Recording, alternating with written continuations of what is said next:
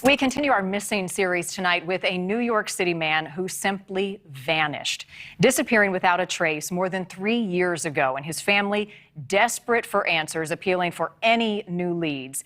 They are also critical of police in Scranton, Pennsylvania, where 42-year-old Rashan Francis was last seen. They insist a major factor in the investigation was Rashan's race. NewsNation correspondent Tom Negevin has been looking into that, and he is live in New York tonight with the story. Tom. That's right, Marnie. Rashan Anthony Francis from right here in the Bronx, New York, November 6th, 2018, calls his mother, sounds panicked, says someone is after him, maybe going to kill him. The phone goes dead, and he's never heard from again. I can remember that like it was yesterday. Denise DeGraffe has trouble finding the words.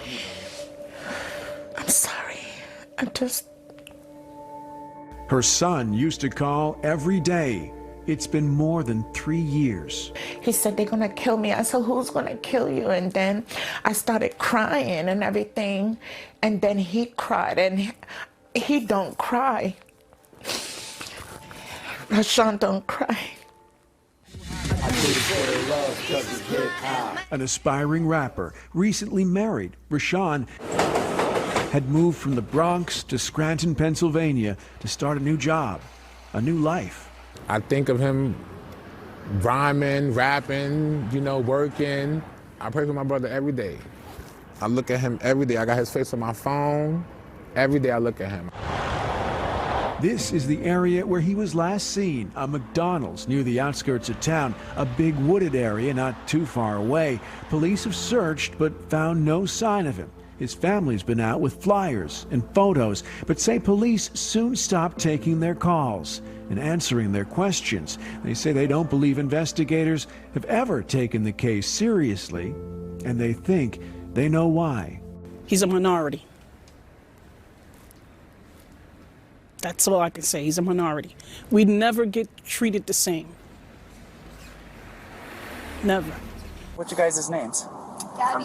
Gabby. Rashan's sister says when she sees the kind of attention some other missing person cases get, she can't bear to watch. Like the Gabby Petito. Every news outlet covered it. Everyone. Police did more. You're getting some coverage now. And I'm grateful. I'm very grateful. Well, we are grateful. They'd be much more grateful to have this mystery solved. They're not expecting to see Rashan again, but his mother still thinking about that last phone call. And that was the last time I ever heard from my son.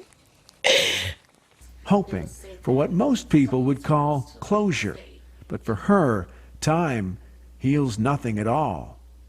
And you tell me, how should I feel? How should I feel? How are you going to tell a mother who have a son that's missing she can't come to another state to find out what is going on? Now, we tell both sides always. The other side of this story is that of the Scranton Police Department, and that's a tough story to tell because after about half a dozen phone calls, we've about given up trying to reach them. They are simply unresponsive, as the family has alleged. Now, Marnie, as you know very well, there's almost always a statement, a press release, an update, something on an investigation, a disappearance that indicates what the circumstances have been, what police have done. So far, silence. Incredibly frustrating for any family going through what Rashan's is going through. Tom, did they have any theories about what may have happened to him? What are they telling you? Talking to friends and family members, they do, Marnie. They say they acknowledge that perhaps Rashan had had some sort of mental health episode or emergency, but they also say somewhat cryptically that there was a person a few years ago around the time of the disappearance that should have been a person of interest to investigators, never was. They won't get into detail about that, and after these 3 years, the mystery just seems to be growing even deeper. Thanks for watching. Click the red subscribe button below so you can get more of NewsNation's fact-driven, unbiased coverage.